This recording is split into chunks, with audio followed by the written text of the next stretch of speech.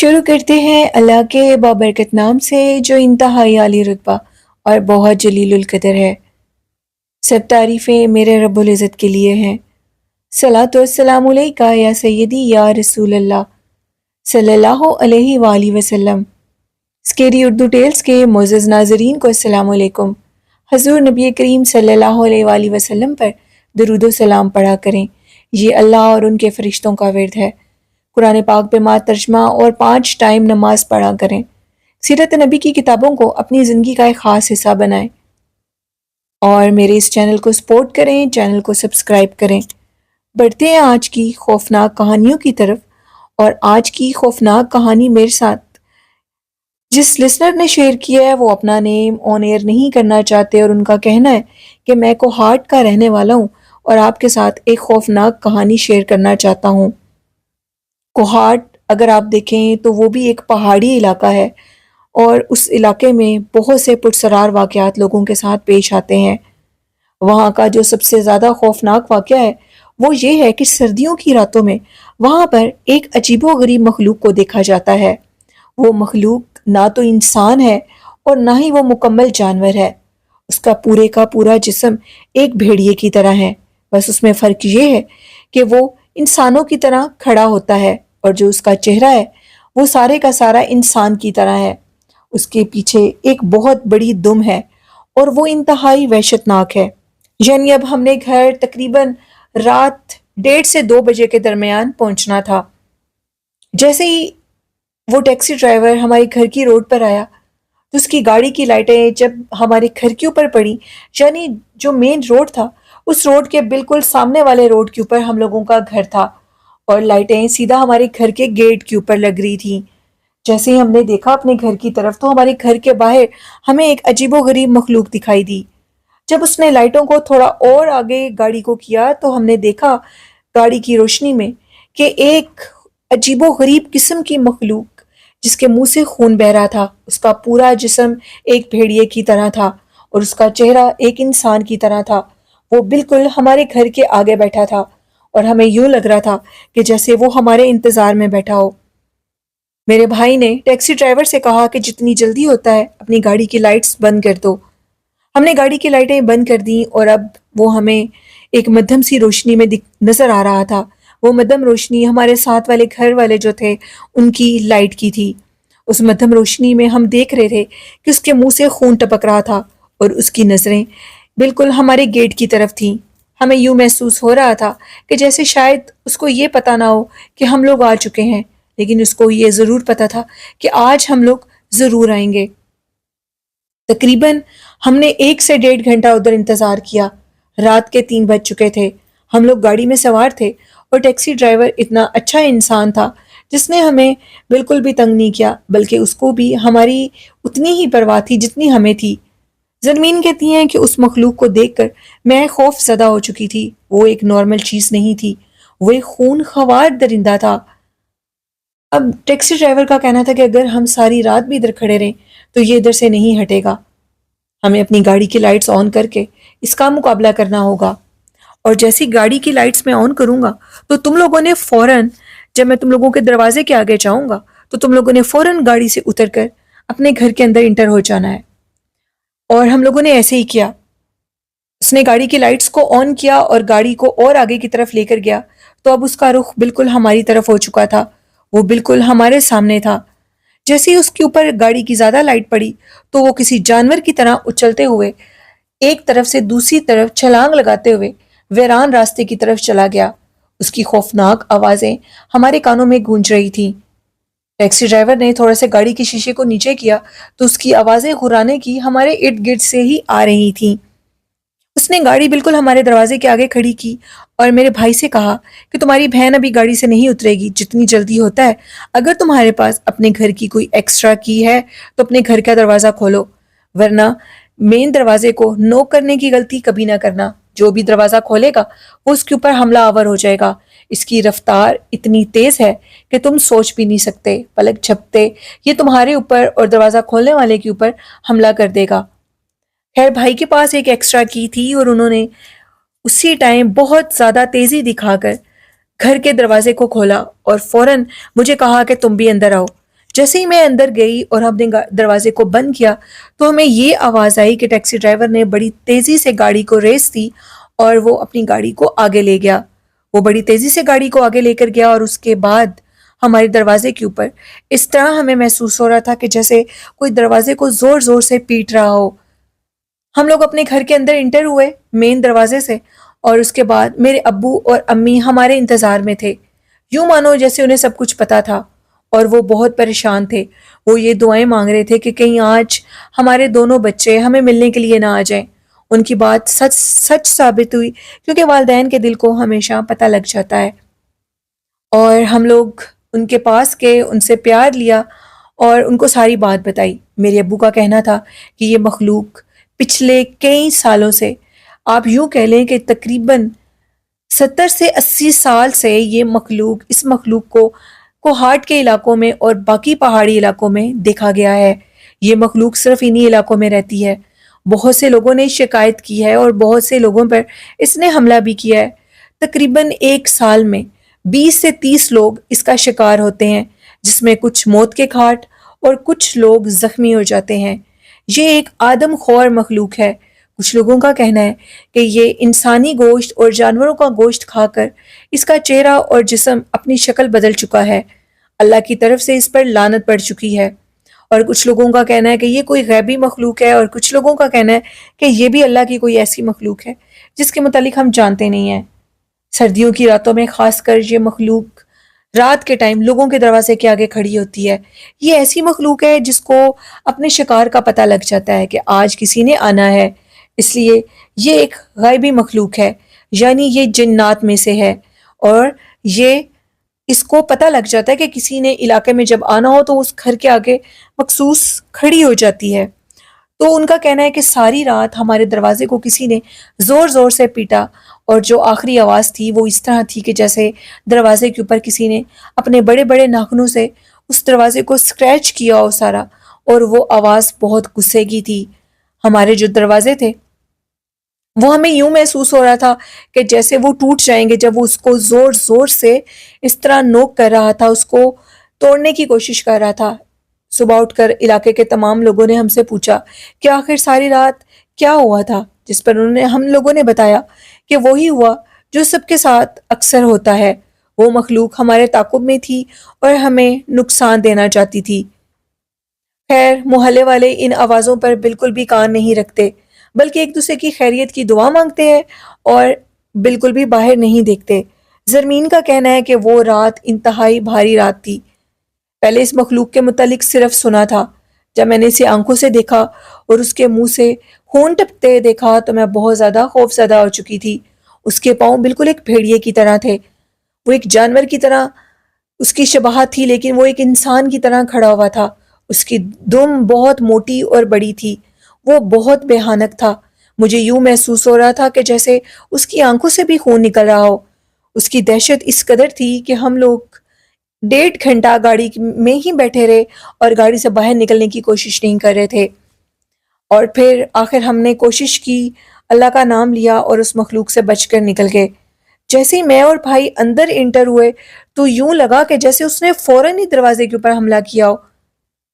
خیر، دوبارہ ہم اس ٹیکسی ڈرائیور سے تو نہیں مل سکے، لیکن اگر کبھی زندگی میں اس سے ہمارا دوبارہ ملنا ہوا تو ضرور پوچھیں گے کہ وہ اپنی گاڑی کو لے کر آخر کیسے وہاں سے نکلا، کیونکہ چند لمحوں کی مسافت پہ ہی اس نے ہمارے اوپر حملہ کر دیا تھا، تو یقیناً اس کی گاڑی کے اوپر بھی حملہ ہوا ہوگا۔ تو یہ زرمین کی سٹوری تھی جو کہ انہوں نے کوہاٹ سے شیئر کی۔ بہت شکریہ زرمین اپنی سٹوری شیئر کرنے کے لیے۔ تو بڑھتے ہیں آج کی نیکسٹ خوفناک کہانی کی طرف۔ یہ خوفناک کہانی عمار نے اندرون لاہور سے شیئر کیا، اور ان کا کہنا ہے کہ اندرون لاہور کے اندر ہی بھاٹی گیٹ کے پاس ہم لوگوں کا گھر ہے، اور ہم لوگوں کے بڑے ہمیں ایک کہانی سناتے ہیں۔ یہ کہانی تب کی ہے جب میرے دادا ابو اپنی جوانی کے دور میں تھے۔ ان کے اس دور میں تھے وہ جب پاکستان اور انڈیا کی بانٹ ہوئی تھی، یعنی تقسیم میں جو لوگ ادھر اور ادھر گئے، یہ تب کی کہانی ہے۔ تب ادھر میرے دادا بتاتے ہیں کہ ایک پرانا مندر تھا، اس مندر کے اندر ہی جو لوگ وہاں کے مسلمان تھے انڈیا کے، ان کو وہ مندر ملا اور انہوں نے اس مندر کو اپنا گھر بنا لیا، کیونکہ جو بھی چیزیں ادھر بچی تھیں اور وہ چاہے مندر تھا، گھر تھے، کچھ لوگوں نے ان کو گھر بنایا، کچھ لوگوں نے ان کو اپنی دکانیں بنا لیا، کچھ لوگوں نے اپنی بیوپار کی سامان کو نکالنے کے لیے گودام بنا لیا۔ خیر اسی طرح وقت گزرتا جا رہا تھا، اور جس مندر میں وہ پاکستانی فیملی آئی تھی، اس فیملی کا کہنا تھا، یہ کہانی اس پاکستانی فیملی کی ہے جو کہ انڈیا سے ہجرت کر کے پاکستان میں آئی، اور پاکستان میں وہ مندر ان کے حصے میں آیا جس کو انہوں نے اپنا گھر بنا لیا۔ میرے دادا بتاتے ہیں کہ اس فیملی کے بہت بھیانک انکشافات تھے جن کو میرے دادا ابو نے اور تمام محلے کے لوگوں نے دیکھا تھا۔ ان کا کہنا تھا کہ وہ مندر انتہائی عصیب زدہ تھا۔ وہ مندر، بے شک وہاں پر ہندو رہتے تھے، لیکن ان ہندوؤں نے بھی اس مندر کو اب ختم کر دیا تھا۔ یہاں پر ایک عورت رہتی تھی جو کہ محلے کے لوگوں کے اوپر کالا جادو کرتی تھی، یعنی وہ حسد کرتی تھی اور جس کی بھی پراپرٹی اور جائیداد کو دیکھتی تھی ان کے اوپر کالا جادو کر دیتی تھی۔ اور اس مندر کے اندر اس عورت کے بہت سے جنات تھے جن میں ایک عورت شامل تھی، اور وہ عورت چڑیل تھی۔ وہ چڑیل اسی مندر کے اندر آباد تھی۔ ان کا اس گھر کو چھوڑ کے چلے جانا اور دوبارہ اس گھر میں جن لوگوں کا رہنا تھا ان کے بہت بھیانک انکشافات تھے، اور ان میں سے کچھ چیزوں کے گواہ تو میرے دادا ابو تھے۔ میرے دادا ابو کا کہنا تھا کہ ہمارے گھر کی جو ونڈو تھی روم کی، وہ اسی مندر کی طرف کھلتی تھی جو روڈ کے اوپر ایک کمرہ تھا۔ ہماری حویلی کا ایک کمرہ بالکل مین روڈ کے اوپر تھا، یعنی حویلی کے احاطے کے اندر تھا، لیکن مندر کے بالکل سامنے بنتا تھا۔ تو دادا ابو کا کہنا تھا کہ گرمیوں میں جب بھی اس کمرے میں ہم لوگ بیٹھتے تھے اور ونڈو کو کھول کر دیکھتے تھے تو سامنے اس مندر کا بہت عجیب و غریب حلیہ دکھائی دیتا تھا۔ یوں لگتا تھا کہ یہ آفت کدا ہے، یہاں پر لاکھوں اسیبوں کا بسیرا ہے۔ اور یہ بات غلط بھی نہیں تھی۔ بائی چانس ایک دن وہ آنٹی ہمارے گھر آئیں، اور جیسے انسان آتا ہے اور پھر ملنے کی کوشش کرتا ہے کہ ادھر بھی ہمارے کوئی اپنے بن جائیں، کیونکہ وہ ایک ملک کو چھوڑ کر دوسرے ملک میں ہجرت کر کے آئے ہوتے ہیں۔ ان آنٹی کا کہنا تھا کہ جس دن سے ہم نے یہ گھر لیا ہے ہماری زندگی تو تباہ و برباد ہو چکی ہے۔ یہ مندر آفت کدا ہے۔ اس مندر کے اندر ایک عورت کا بسیرا ہے، اور وہ عورت میری چھوٹی بیٹی کو دکھائی دیتی ہے۔ میری بیٹی کمرے میں بیٹھی ہوئی تھی جس کی عمر لگ بھگ 13 سے 14 سال تھی۔ اس کا کہنا تھا کہ اچانک سے دیوار کے اندر سے ایک عورت نکلی تھی، اور اس عورت کے ہاتھ میں ایک موم بتی تھی۔ اس موم بتی کی لائٹ کو دیکھ کر وہ بچی خوف زدہ ہو گئی، اور وہ عورت اسی کی آنکھوں کے سامنے وہاں سے غائب ہو گئی۔ وہ بچی شور مچاتی جب باہر آئی تو اس کا یہ کہنا تھا کہ اس کو یہ محسوس ہو رہا تھا کہ جیسے کوئی اس کے پیچھے آ رہا ہو بہت تیزی سے۔ بچی کا یہ کہنا تھا کہ اس نے ایک عورت کو دیکھا جس کے ہاتھ میں ایک کینڈل یعنی موم بتی ٹائپ کوئی چیز تھی، اور ان کا یہ بھی کہنا تھا کہ کبھی اس بچی کا یہ کہنا تھا کہ شاید وہ ایک دیا بھی ہو سکتا تھا۔ وہ عورت اس کے سامنے دیوار سے نکلی اور اسی دیوار کے اندر غائب ہو گئی۔ ان آنٹی کا یہ کہنا تھا کہ ایک دن ہم لوگ رات کو سو رہے تھے، گرمیوں کا موسم تھا، اور صحن میں چارپائیاں ڈالی تھیں۔ پرانے زمانے کے صحن تھے، اور ان کے جو صحن تھے ان کے اندر عموماً درخت بھی لگے ہوتے تھے، یعنی وہ ایک مندر تھا اور پھر وہ ایک گھر کی شکل میں بدل چکا تھا۔ یعنی جو عورت ادھر کالا جادو کرتی تھی اس نے اس گھر کو مندر کی صورت سے ہٹا کر ایک گھر کی صورت میں بدل دیا۔ اس صحن کے اندر ہم لوگ چارپائیاں ڈال کر تمام کے تمام گھر کے افراد ادھر سویا کرتے تھے۔ ایک دن رات کو ہم لوگ ادھر سو رہے تھے کہ اچانک سے میری آنکھ کھلی، اور جیسے میری آنکھ کھلی تو میں نے دیکھا کہ میرے خاوند کے چارپائی کے قریب ایک عورت کھڑی ہے، ٹھیک اس کے پیروں کی طرف۔ میں اس عورت کو دیکھ کر خاصی حیران ہوئی، اور وہ عورت کالے رنگ کے برقعے کے اندر تھی، ٹھیک اسی طرح جیسے حلیہ مجھے میری بیٹی نے بتایا تھا۔ میں خاموشی سے اسے دیکھ رہی تھی اور میرا سارا جسم ساکت ہو چکا تھا۔ اچانک سے ان کا کہنا تھا کہ مجھے اللہ کی طرف سے میرے اندر ہمت پیدا ہوئی، اور میں نے شور مچایا کہ تم کون ہو؟ اتنے میں میرے شوہر کی بھی آنکھ کھلی، بچے بھی ڈر گئے، اور پھر وہ عورت غائب ہو گئی۔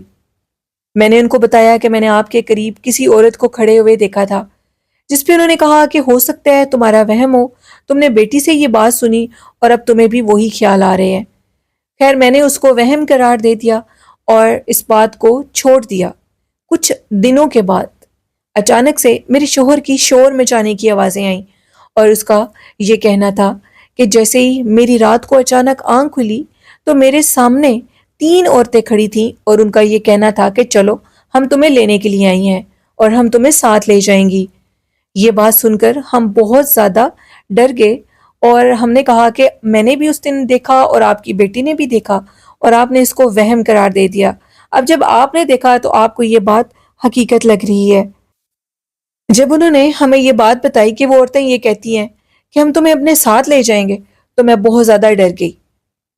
ان آنٹی کا یہ کہنا تھا کہ وہ جو بھی چیزیں ہیں وہ جادو کی چیزیں ہیں یا جو بھی ہیں، لیکن وہ اسی گھر یعنی اس پرانے مندر کے اندر رہتی ہیں اور وہ چڑیلوں میں سے ہیں۔ کبھی وہ ایک تو کبھی 2 اور کبھی 3 عورتوں کے روپ میں نظر آتی ہیں۔ سب سے بڑی حیرانگی کی بات یہ ہے کہ ان عورتوں کو جب دیکھا گیا تو ان 3 کی 3 خواتین کی شکلیں بالکل ایک جیسی تھیں، یعنی وہ ہم شکل تھیں۔ یہ بات بہت ڈرا دینے والی تھی اور ہم لوگ اس چیز سے بہت زیادہ ڈرتے تھے۔ ان کا یہ کہنا تھا کہ ہمارے لیے اس گھر میں رہنا اب ناممکن ہے، ہم اس گھر کو چھوڑ کے چلے جائیں گے۔ یہ باتیں بتا کر آنٹی ہمارے گھر سے چلی گئیں اور تھوڑی دیر کے بعد ان کے گھر کے اندر سے چیخو پکار کی آوازیں آنے لگیں۔ یوں لگا کہ جیسے کسی کی موت ہو گئی ہو۔ جیسے ہی میرے دادا کہتے کہ ہم ان کے گھر گئے تو ان کے شوہر کا انتقال ہو چکا تھا۔ ان کے شوہر کو ہارٹ اٹیک ہوا تھا اور ان کی ڈیتھ ہو گئی۔ ابھی کچھ ہی دیر گزری تھی وہ یہ سارے واقعات ہمیں بتا کر گئی تھیں۔ اب ان کا یہ کہنا تھا کہ وہ اس گھر کو چھوڑ کر چلے جائیں گے، وہ اس گھر کو سستے داموں بیچ دیں گے اور کسی اور جگہ جا کر اپنا گھر لیں گے، کیونکہ یہ گھر آفت کدہ ہے، یعنی اس مندر کے اندر وہ عورت جادو کرتی تھی اور اس کی جادو کی مخلوقات اس گھر کے اندر موجود تھیں۔ ان کے اس گھر چھوڑنے کے دوران ان آنٹی نے ہمیں 2-3 اور واقعے بتائے، یعنی کہ ان کا یہ کہنا ہے عمار کا، ان کے دادا ابو کو، ان کے دادا ابو نے یہ ان کو بتایا کہ ان آنٹی کا یہ کہنا تھا کہ بیسیکلی وہ جو چیز تھی وہ اس بیری کے درخت کے اوپر رہتی تھی جو ان کے صحن کے اندر تھا، اور اس میں ہی وہ رہتی تھی کیونکہ انہوں نے دیکھا کہ ایک دن ایک عورت بیری کے اس درخت کے اوپر سے نیچے اتر رہی ہے اور وہ انتہائی خوفناک حلیے کی عورت ہے۔ اس دن نہ تو وہ برقعے میں تھی بلکہ وہ ایک نارمل خواتین کی طرح تھی اور وہ برہنہ حالت میں تھی۔ اس کی شکل بہت خوفناک تھی جس کو دیکھ کر وہ آنٹی ڈر گئیں اور چیخیں مارنے لگیں۔ ان کی چیخوں کی آواز سن کر آنٹی کے سامنے وہ عورت دوبارہ اسی بیری کے درخت کے اوپر چلی گئی، یعنی وہ اس بیری کے درخت کی مخلوق تھی، چاہے اب وہ جو بھی چیز تھی، وہ جادو کی چیز تھی یا جیسے بھی۔ دادا ابو کا کہنا تھا کہ یہ بات درست تھی کہ اس گھر میں جو ہندو عورت رہتی تھی وہ کالا جادو کرتی تھی۔ یہ گھر، یہ مندر اس کی ملکیت تھی اور اس میں وہ لوگوں کے اوپر کالا جادو کرتی تھی اور لوگوں سے حسد کرتی تھی۔ اور جب یہ انگریز جو ہندو تھے اور جو مسلمان تھے یہ ان جگہوں کو چھوڑ کر چلے گئے تو لوگوں نے شکر ادا کیا کہ وہ عورت جو کہ لوگوں کے اوپر کالا جادو کرتی تھی اور جو اس کو جائیداد وہ نہیں دیتے تھے، وہ ان کو مارنے کے کالے جادو کے عملیات کرتی تھی اور اس کی وجہ سے ہمارے علاقے کے بہت سے لوگوں کی ڈیتھ بھی ہوئی تھی۔ یہ دادا ابو کا کہنا تھا جو انہوں نے لوگوں سے سنا۔ خیر اس آنٹی نے بھی وہ گھر چھوڑ دیا کیونکہ اس کے اوپر اس کا بسیرا تھا اور وہ کسی کو ادھر رہنے نہیں دیتی تھی، وہ واضح طور پر نظر آتی تھی۔ ان کا یہ کہنا تھا کہ اگر ہم لوگ اور اس گھر میں رہے تو ہم میں سے کوئی بھی نہیں بچے گا، کیونکہ وہ عورت اب دن کے ٹائم بھی ہمیں نظر آتی ہے۔ خیر وہ گھر چھوڑ کر چلے گئے اور پھر وہ مندر اور وہ گھر کبھی بھی رینٹ آؤٹ نہیں ہوا۔ عمار کہتے ہیں کہ وہ گر گیا سارے کا سارا اور اس کے بعد وہ ایک خالی پلاٹ کی شکل اختیار کر چکا تھا۔ آج تک ان کا یہ کہنا ہے کہ اس علاقے کی وہ جگہ آج بھی خالی ہے، اس کو کبھی بھی کسی نے نہیں چھیڑا۔ تو یہ سٹوری تھی عمار کی، بہت شکریہ جو کہ انہوں نے لاہور سے شیئر کی۔ عمار کا کہنا ہے کہ لاہور کے اندر بہت سے پرانے ایسے گھر ہیں جو کہ بسیدہ حال ہو چکے ہیں اور ان میں آسیب کا بسیرا ہو چکا ہے۔ اگر انسان ادھر نہیں رہیں گے تو پھر جنات ہی ادھر رہیں گے۔ بہت سے گھروں کو لوگ چھوڑ کر باہر کے ملک میں شفٹ ہو گئے اور ایسے بہت سے گھر ہیں جو ابھی بھی ہندو لوگوں کی ملکیت میں ہیں اور خود وہ باہر کے ملکوں میں ہیں۔ تو بڑھتے ہیں آج کی نیکسٹ خوفناک کہانی کی طرف۔ یہ خوفناک کہانی سرگودا سے عمران نے شیئر کی اور عمران کا کہنا ہے میں ایک ایسے عامل کی کہانی آپ کو بتانے لگا ہوں جس نے ایک لڑکی کی زندگی تباہ و برباد کر دی، اور اس لڑکی کی زندگی برباد کرنے والے اور کوئی نہیں بلکہ اسی کے خاندان کے چند افراد تھے جو کہ اس سے بہت زیادہ حسد کرتے تھے۔ میرے دوست نے مجھے ایک خوفناک کہانی بتائی جو خوفناک بھی تھی اور خوفناک ہونے کے ساتھ سبق آموز بھی تھی۔ ان کا کہنا تھا کہ ان کے کچھ ریلیٹیوز تھے جن میں ایک ایسا گھرانہ تھا جن کے بچوں کی شادی نہیں ہوتی تھی اور وہ بہت زیادہ پریشان رہتے تھے۔ انہوں نے دنیا کا ہر عمل، ہر قسم کا ٹونا کر کے دیکھا لیکن وہ ہر عمل میں ناکام تھے۔ شاید اس تمام ناکامی کے پیچھے ان کے کچھ رشتہ داروں کا ہاتھ تھا۔ بہت مشکلوں سے انہوں نے اپنی ایک بچے کی تو شادی کر لی لیکن ان کی ایک بیٹی کی شادی نہیں ہوتی تھی، جس کی وجہ سے وہ ہر وقت پریشان رہتے تھے۔ جب ان پر حقیقت آشنا ہوئی تو ان کو پتہ لگا کہ ان کے کچھ ریلیٹیو ہیں جن میں 4 سے 5 گھرانے ہیں جنہوں نے اس لڑکی کے اوپر مختلف طریقوں سے کالا جادو کیا اور اس کی نکاح بندش کروا دی۔ جس عامل سے انہوں نے نکاح بندش کروائی وہ عامل بھی ان کو ملا، اور کسی نے جب ان کو اس عمل کے توڑ کے لیے کسی عامل کے پاس بھیجا تو بائی چانس یہ وہی عامل نکلا جس نے اس لڑکی کی نکاح بندش کی تھی۔ اس عامل نے ان کو ان تمام لوگوں کے نام بتا دیے جنہوں نے اس لڑکی کی نکاح بندش کروائی تھی۔ اس لڑکی کی کہیں بھی شادی نہیں ہوتی تھی، اور جب وہ اس عامل کے پاس گئے انہوں نے اس کا نام بتایا تو وہ عامل پہلے سوچ میں پڑ گیا اور اب لالچ میں بھی پڑ گیا۔ اس کا کہنا تھا کہ یہ تمہاری بیٹی کی جو بھی نکاح بندی ہے یہ میں نے کی ہے۔ میرے پاس فلاں فلاں نام کے کچھ لوگ آئے تھے جنہوں نے تمہاری بیٹی کی اور تمہارے بیٹے کی شادی کا بندش کروانے کا کام اس سے کروایا تھا۔ اگر تم مجھے اتنے لاکھ دو گے تو میں اس بچی کا رشتہ کھول دوں گا، کیونکہ اس کے اوپر بندش کے تمام عملیات میں نے ہی کیے ہیں۔ زندگی انسان سے کیسے کیسے کام لیتی ہے یہ کوئی بھی سوچ نہیں سکتا۔ ان کو جب ان رشتہ داروں کے متعلق پتہ لگا تو وہ ان کے بہت قریبی تھے۔ وہ ان کے گھر آتے جاتے تھے اور ان کے گھر دعوت کھاتے تھے اور ان کو بھی اپنے گھر دعوت پر بلاتے تھے۔ ان لوگوں نے ان سے ان کے تمام راز لیے ہوئے تھے اور بدقسمتی سے اس لڑکی کے والدین ان کو اپنے تمام راز دیتے تھے، جس کی وجہ سے جب بھی کوئی اس لڑکی کا رشتہ آتا تھا تو وہ ان کو بتاتے تھے اور وہ اس رشتے کی بندش ڈال دیتے تھے، اور وہ اس لڑکی کی بندش ہمیشہ 3 ماہ کے بعد کروایا کرتے تھے، اس لیے کہ کبھی بھی اس کی شادی نہ ہو سکے۔ اس عامل کا کہنا تھا کہ اگر تم مجھے اتنے لاکھوں دے دو گے تو میں تمہاری بیٹی کی شادی کی بندش کو ہمیشہ کے لیے ختم کروا دوں گا، ورنہ تم جو مرضی کر لو، یہ مر جائے گی، اس کی شادی نہیں ہوگی۔ اس کے اوپر 3 سے 4 ایسے موکلات چھوڑے گئے ہیں جو کہ جب بھی اس کا کوئی رشتہ آتا ہے تو وہ اس کے رشتے والوں کے دل میں اس کے لیے ایسی نفرت پیدا کرتے ہیں کہ وہ تمہاری بیٹی کی دوبارہ شکل بھی نہیں دیکھتے، جو کہ بالکل حقیقت تھا۔ ایسے ہی ہوتا تھا، جب بھی کوئی رشتے والا ان کے گھر رشتہ لے کر آتا تھا تو سب سے بڑی ناکامی یہ تھی کہ ان کے گھر کی لائٹس آف ہو جاتی تھیں، یعنی بجلی چلی جاتی تھی، اور پھر اس کے بعد وہ لڑکی کو دیکھنے کے بعد کوئی بھی رشتے والا شادی کا پیغام نہیں دیتا تھا۔ ہر عمل ناکام جا رہا تھا، تمام عمل کر کے دیکھ لیے تھے لیکن بچی کی شادی کسی صورت میں نہیں ہو رہی تھی۔ اس کے اوپر جو موکلات پھینکے گئے تھے وہ اس کی شادی میں ناکامی کا سبب تھے۔